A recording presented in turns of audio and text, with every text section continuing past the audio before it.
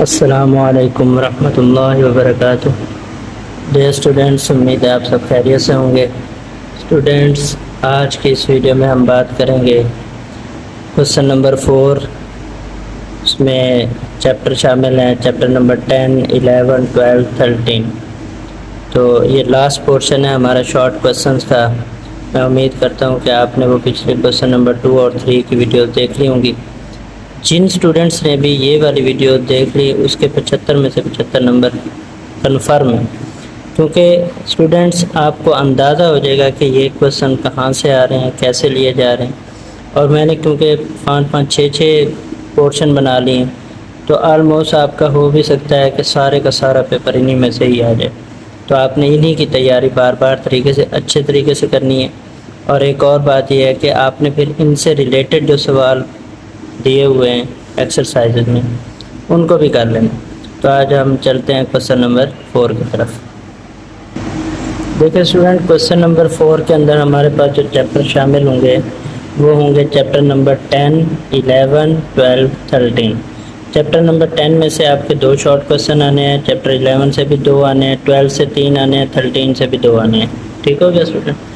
तो अब हम चलते हैं अपने क्वेश्चन की तरफ। पहला सवाल देखें, sketch the graph y is equal to 0.5x minus 1।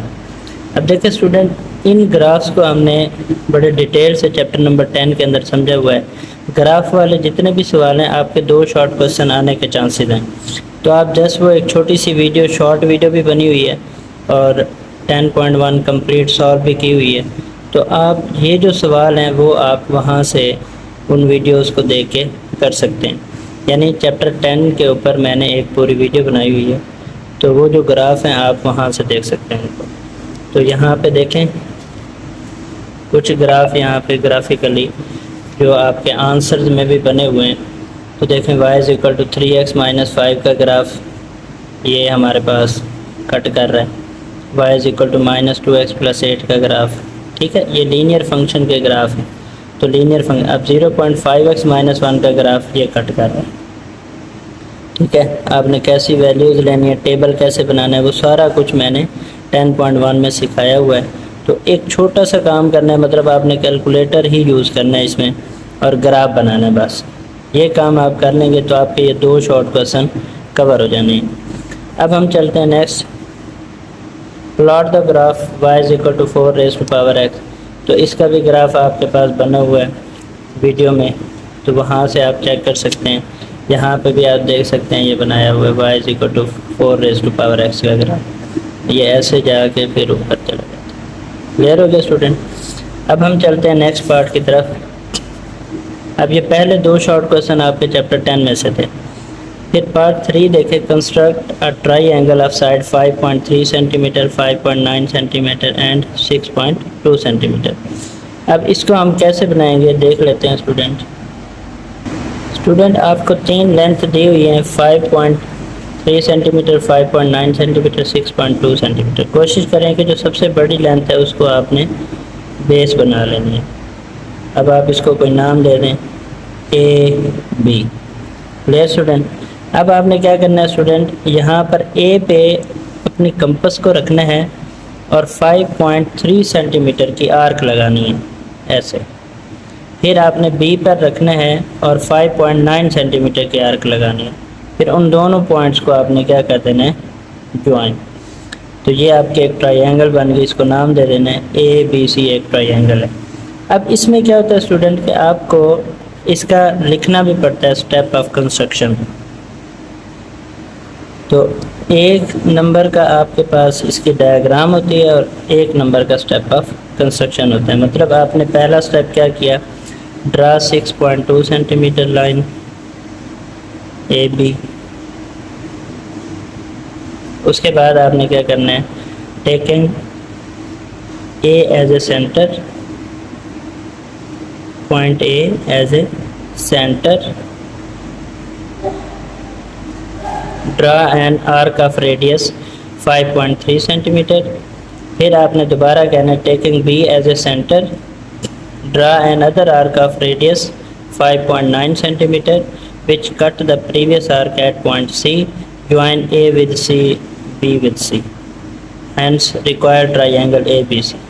तो ये देखिए स्टूडेंट, ये सारा स्टेप ऑफ कंस्ट्रक्शन आपको चैप्टर नंबर 11 में किसी भी एक एग्जांपल में आप देख सकते हैं।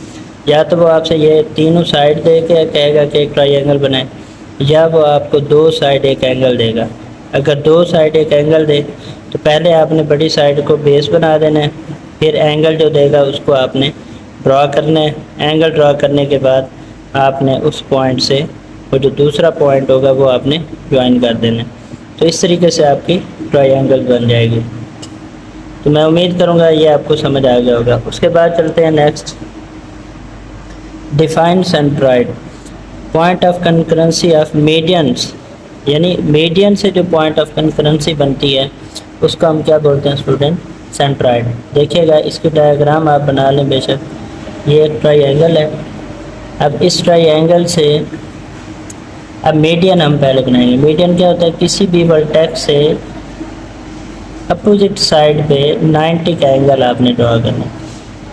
इसी तरह इधर से भी, ये इसी तरह इधर से भी। अब देखें स्टूडेंट, ये तीनों पॉइंट या तीनों लाइंस एक पॉइंट पे कट कर रही हैं। इस पॉइंट को बोलते हैं सेंट्रॉइड। ठीक हो गया। और ये पॉइंट ऑफ कंकरेंसी भी होता है। तो मीडियंस की वजह से जो पॉइंट ऑफ कंकरेंसी हो रही है उसको हम क्या बोलते हैं, सेंट्रॉइड। अब ये चैप्टर नंबर 11 की डेफिनेशन। उसके बाद देखें student, the marks of student in 5 exam were 64, 75, 81, 87, 90। Find arithmetic mean of marks. अब देखें स्टूडेंट, एरिथमेटिक मीन का हमने फार्मूला पढ़ा हुआ है। एरिथमेटिक मीन का x बार से शो करते हैं summation x divided by n। आपने क्या करना है, सारी वैल्यूज़ को ऐड करना है, यानी 64 प्लस 75 प्लस 81 प्लस 87 प्लस 90 और इसकी तादाद पे डिवाइड कर देना 1 2 3 4 5। अब इन सबको मैं ऐड करके देखता हूँ कि कितना आता है हमारा आंसर। ये है जी हमारे पास 64 प्लस 75 प्लस 81 प्लस 87 प्लस 90, 397। तो ये आ गया 397 डिवाइडेड बाय 5। ये आ रहा है 79.4। Clear student. अब देखें, ये आप एक ट्रिक समझें स्टूडेंट कि हमारे पास जो चैप्टर नंबर 12 है उसके अंदर 3 चीज़ें हैं, मीन, मीडियन, मॉड। तो मीन, मीडियन, मॉड से रिलेटेड कोई भी सवाल आपसे पूछ सकता है। एक वो एग्जांपल में से दे सकता है, या रिव्यू से दे सकता है, या वो बुक से ही दे सकता है, यानी 12.2 से। तो मीन, मीडियन, मॉड, इन तीनों में से एक डेफिनेशन दे सकता है और 2 सवाल इनसे रिलेटेड दे सकता है। तो ये आपको आते हैं। अब आप इसका पैटर्न यहाँ पे भी समझ सकते हैं। अब देखें, मैंने एरिथमेटिक मीन का सवाल दिया और उसके बाद मीडियन की डेफिनेशन दे दी। मीडियन क्या होता है जी, the middle most term of given data. जो भी डाटा गिवन होगा उसकी सबसे जो मिडल मोस्ट टर्म होगी उसको हम क्या बोलेंगे, मीडियन। अब आप उसको इवन नंबर और ऑड नंबर का फार्मूला भी लिख देंगे तो आपका ये डेफिनेशन होगी। Following are the earning in rupees of 10 workers, calculate mode. अब देखें स्टूडेंट, सबसे पहले आपने इसको तरतीब से लिखना है असेंडिंग ऑर्डर में। उसके बाद आप देखेंगे कि इसमें सबसे ज़्यादा मरतबा कौन सा नंबर आ रहा है। तो यहाँ पर देखें 90 भी 2 मरतबा आ रहा है और 95 भी 2 मरतबा आ रहा है। तो जो रकम 2 मरतबा आएगी उसका मॉड वही होगा, यानी जो एक से ज़्यादा मरतबा है या जो उस डाटा के अंदर सबसे ज़्यादा मरतबा है वो उसका मॉड होगा। तो 90 और 95 इसका मॉड है। हाँ, अगर कोई भी नंबर रिपीट ना हो तो फिर उसका मॉड नील होगा, यानी नो मॉड। उसके बाद चलते हैं नेक्स्ट, डिफाइन प्रोबेबिलिटी। अब ये प्रोबेबिलिटी की डेफिनेशन आपने स्टूडेंट करनी है। जुबैर roll the dice, what is the probability of not getting a number 6। अब देखें स्टूडेंट, ये बात आप देखें कि हमारे पास डाइस के अंदर टोटल कितने नंबर आ सकते हैं। डाइस छक्के को बोलते हैं 1 2 3 4 5 6। तो इसकी जो सैम्पल स्पेस हो गई वो हो गई 6। अब वो कहते हैं उसमें 6 ना आए, ठीक है, तो हम पहले क्या करते हैं, एक ए ले लेते हैं एक, ठीक है, इवेंट का नाम फ़र्ज़ करें जी वो 6 का ही हम ले रहे हैं, तो वो 1 हो गया, ठीक है। अब हमारे पास इसका फार्मूला है जी प्रोबेबिलिटी का, वो है जी n of A over n of s, तो ये आ गया 1/6। अब ये तो हो गया गेटिंग 6 के लिए। अब उसने कहा है कि नॉट गेटिंग 6, तो नॉट गेटिंग 6 के लिए हम इसका कॉम्प्लीमेंट ले लेते हैं। Probability of A complement is equal to 1 minus P of A. अब 1 में से आपने इसको माइनस कर देना है, 6 माइनस 1 5/6। ये हमारे पास स्टूडेंट क्या आ गया, प्रोबेबिलिटी ऑफ नॉट गेटिंग 6। उसके बाद देखें, अब ये देखें स्टूडेंट कितना इजी सा ये क्वेश्चन है। इसमें आपके चैप्टर नंबर 11 में से 2 डेफिनेशन के आने के चांसेस है, और फिर स्केच द ग्राफ वाले ये 2, इनको अच्छे तरीके से आप कर लें।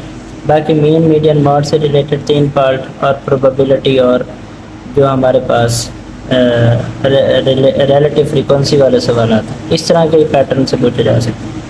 अब इसी तरह अगला पोर्शन देखें student, write short answer to any 6 question. अब फिर से ये ग्राफ वाला है, ये भी ग्राफ वाला है। अब इनके ग्राफ आप खुद बनाएंगे। Define isosceles triangle. Isosceles triangle में क्या होता है स्टूडेंट, 2 साइड सेम होती हैं और थर्ड डिफरेंट होती है।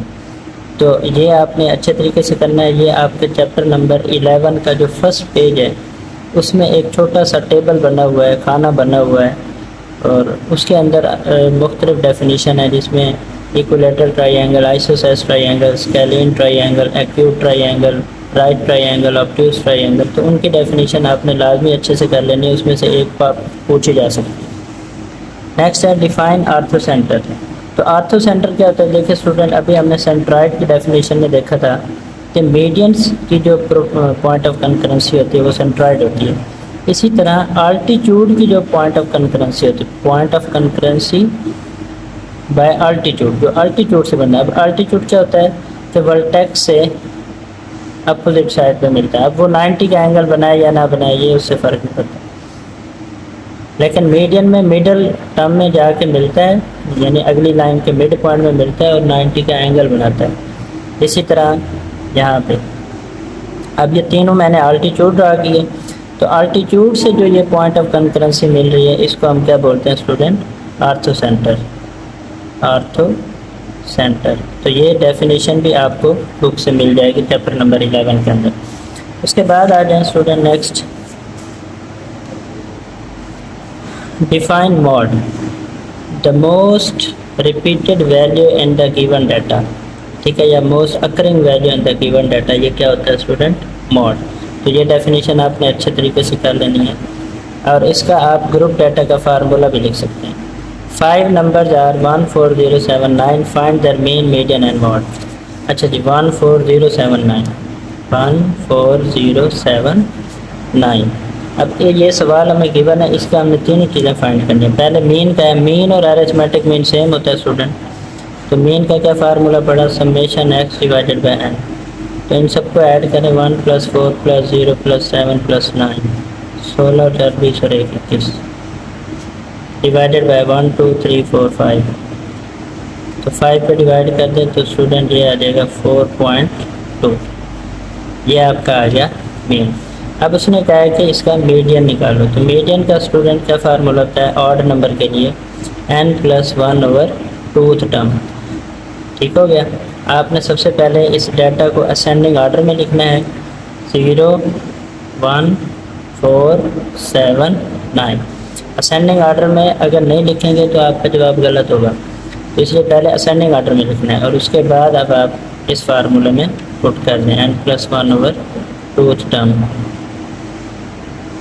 अब देखें स्टूडेंट, इनको आप n कितना है 5 + 1/2, तो 6/2 यानी थर्ड टर्म। अब थर्ड टर्म आप गिन लें स्टूडेंट, फिर उसमें कौन सी आ रही है, तो 1 2 3, ये सॉरी ये 1 2 3, तो ये आपका आंसर 4 है। ठीक हो गया। और मॉड भी इसने पूछा है, तो मॉड का स्टूडेंट, मॉड इसमें कोई भी नंबर रिपीट नहीं हो रहा, तो इसका मॉड नील होगा, यानी नो मॉड। Clear student? अच्छा, इसी तरीके से नेक्स्ट आ जाएं, right the formulas for median and mode for group data. अब मीडियन का फार्मूला देख लें स्टूडेंट, मीडियन ग्रुप डाटा के लिए L plus H over F into N over two minus C, और मॉड का फार्मूला ग्रुप डाटा के लिए L plus F M minus F one F M minus F one plus F M minus F two multiply H. तो ये आपका formula है student mod के लिए, और ये आपका मीडियन के लिए, तो ये भी पूछा हुआ है। नेक्स्ट अब आप देख रहे हैं स्टूडेंट, डिफाइन सैम्पल स्पेस। अब ये आपने डेफिनेशन करनी है। उसके बाद देखें, one alphabet is selected at random from the world mathematics, find the probability of not getting T. देखिए स्टूडेंट, मैथमेटिक्स के अंदर टोटल वर्ड्स हैं 11, तो सैम्पल स्पेस आपकी कितनी होगी? 11। ठीक हो गया। अब उसने कहा है कि नॉट गेटिंग टी। अब हम फ़र्ज़ कर लें उस इवेंट का नाम ए रख लेते हैं, तो टी हमारे पास उसमें कितने हैं मैथमेटिक्स के अंदर? 2 मरतबा टी आ रहा है, तो इसका मतलब ए का इवेंट 2 हो गया। तो आप प्रोबेबिलिटी का फार्मूला लगा लें student, n of A over n of S, तो ये आ गया 2 ओवर 11। अब आपने कॉम्प्लीमेंट लेना है क्योंकि हमें नॉट टी चाहिए, तो 1 माइनस पी ऑफ ए, यानी 1 माइनस 2 ओवर 11, 11 माइनस 2 9 ओवर 11। तो नॉट एम आ जाए, नॉट टी आ जाए, जो भी आ जाए, तो आपने इसी प्रोसेस से करना है। तो ये देख लें स्टूडेंट, हमारा दूसरा पेपर भी सॉल्व हो गया। अब आप देखें स्टूडेंट तीसरा पेपर, स्केच द ग्राफ। अब ये फिर से लीनियर का है, ये रेसिप्रोकल फंक्शन का ग्राफ है, तो आप इसको खुद करेंगे। डिफाइन राइट एंगल ट्राइंगल, जिसमें एक एंगल 90 का होता है, ठीक है, तो वो एक राइट एंगल ट्राइंगल होती है। डिफाइन सर्कम सेंटर, तो परपेंडिकुलर बाइसेक्टर से जो पॉइंट ऑफ कंकरेंसी बनती है वो हमारे पास सर्कम सेंटर होता है। अब ये डेफिनेशन भी आपने करनी है। डिफाइन एरिथमेटिक मीन, अब एरिथमेटिक मीन की डेफिनेशन और फार्मूला आपने लिखना है। Following are the marks out of 100 obtained by 10 students, ये आ गया। फाइंड मीडियन, अब देखें स्टूडेंट यहाँ पर मीडियन है जी 10 एक हमारे पास इवन नंबर है, तो इवन नंबर के लिए आप कैसे मीडियन फाइंड करते हैं? देखें स्टूडेंट, मीडियन के लिए सबसे पहले आपने तरतीब देनी है, तो इसमें सबसे छोटा नंबर देखें कौन सा है? 5 है, फिर 8 है, फिर 9 है, उसके बाद 15 है, उसके बाद 11 है, फिर 15 है, 11 15, उसके बाद 23 के बाद 35 41 48 और 51।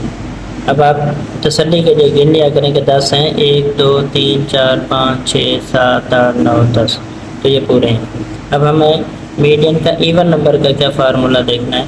वो होता है student 1/2 n over tooth term plus n plus 2 over tooth term. देखिए स्टूडेंट, अक्सर बच्चे कहते हैं कि हमें ये फार्मूला नहीं याद होता, तो आप इस फार्मूले को छोड़ दें। आपको मैं एक ट्रिक बताता हूँ। आपने क्या करना है स्टूडेंट, तरतीब देने के बाद 10 नंबर हों तो 10 को 2 पे तकसीम करें, 5 आ जाएगा, तो आपने लिखना है 5th term plus 6th term divided by 2। यानी अब आप देखें यहाँ पे 10 पुट करेंगे, 10 को 2 पे तकसीम करें 5 आ जाएगा, 10 और 2 12 को 2 पे तकसीम करें 6 आ जाएगा, तो 5th term plus 6th term हो गया डिवाइडेड बाय 2। यानी आपको फार्मूला आप याद नहीं है तो आप डायरेक्टली यहाँ पे आ जाएं। यानी अगर 8 नंबर होते तो 8 को 2 पे तकसीम करें 4 हो जाएगा, 4 प्लस 5 यानी 4th term plus 5th term. ये उस सूरत में होगा जब इवन नंबर हो। 8 नंबर के लिए हम पहले एक सवाल कर चुके हैं। 8 नंबर के लिए क्या था स्टूडेंट, ये देखें, ये वाला ये ऑड नंबर के लिए n+1/2 टर्म, ठीक है। इवन नंबर के लिए ये काम कर रहे हैं। तो fifth term plus six term, अब फिफ्थ टर्म देखें कौन सी है जी, 1 2 3 4 5 या 6।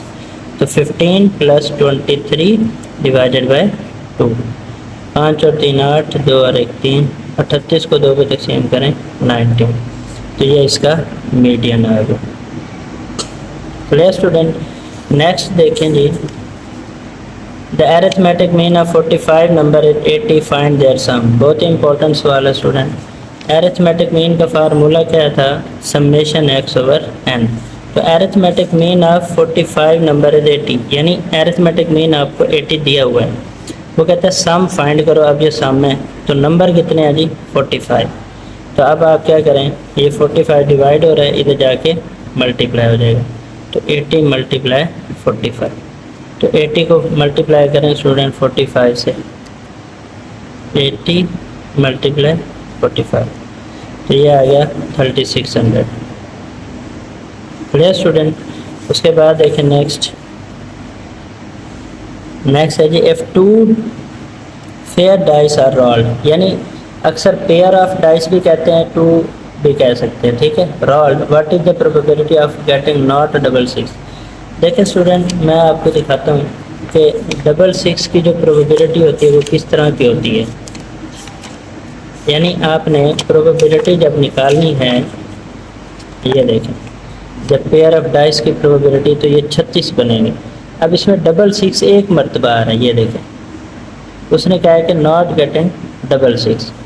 तो यहाँ पर हम इसको कैसे सॉल्व करेंगे, आप इसके टोटल सैंपल स्पेस 36 होगी, तो हम यहाँ पे लिखेंगे सैंपल स्पेस 36, ठीक है। n(s) कितने है जी, 36, और 66 कितने मरतबा आ रहा है स्टूडेंट, n(a) 66, यानी एक मरतबा। तो अब इसकी प्रोबेबिलिटी क्या होगी स्टूडेंट, 1/36। अब जब नॉट के लिए करेंगे तो क्या आएगा, 1 - 1/36, यानी 36 - 1 35/36। क्लियर हो गया स्टूडेंट। इसी तरीके से नेक्स्ट है, अ bag contain 5 blue balls 8 green balls, ठीक हो गया। Find the probability of selecting at random uh green ball. देखिए स्टूडेंट, टोटल बॉल्स कितनी है, 5 और 8 13। अब उसमें से ग्रीन बॉल किया तो 8/13, यानी सैंपल स्पेस 13 हो गई। ग्रीन बॉल के लिए अगर निकालनी तो 8/13, ब्लू बॉल के लिए निकालनी तो 5/13, और अगर नॉट होगा तो वही कम्प्लीमेंट का फार्मूला 1 में से माइनस कर देंगे। तो ये आपका एक और पेपर हो गया। इसी तरह फिर से देखें, ये स्केच डिफाइन रेसिप्रोकल फंक्शन। अब उसमें क्वाड्रेटिक, लीनियर, रेसिप्रोकल जितने भी आ रहे हैं इन सबको आप देख सकते हैं। स्केलियन ट्राइंगल जिसकी ऑल साइड डिफरेंट होती हैं, आल्टीट्यूड की डेफिनेशन देख लें, इंफॉर्मेशन हैंडलिंग की डेफिनेशन, मीन सबको ऐड करना है और उसकी तादाद पर डिवाइड करना है, a set of data contents, ये सारी वैल्यूज़ हैं। अब इसका मीन, मीडियन, मॉड तीनों फाइंड करने हैं। सेम इसी प्रोसेस है, पहले मीन, फिर मीडियन और फिर मॉड। उसके बाद देखें लास्ट पे define relative frequency, right it's formula. तो रिलेटिव फ्रीक्वेंसी में क्या होता है स्टूडेंट, हर फ्रीक्वेंसी को उसके सम पे डिवाइड कर देते हैं। तो ये आपका टोटल पेपर है जी। जो क्वेश्चन नंबर 4 के शॉर्ट हैं वो इसी पैटर्न से आएंगे स्टूडेंट। आपको अगर ये सारे सवाल आते हैं तो इंशाल्लाह आपका ये वाला पोर्शन भी क्लियर हो जाएगा। तो इस वक्त तक हमारा क्वेश्चन नंबर 2, 3 और 4 ये तीनों शॉर्ट क्वेश्चन के पोर्शन कवर हो चुके हैं। तो नेक्स्ट वीडियो में हम लॉन्ग क्वेश्चन की बात करेंगे। जज़ाकल्लाह, अल्लाह हाफ़िज़।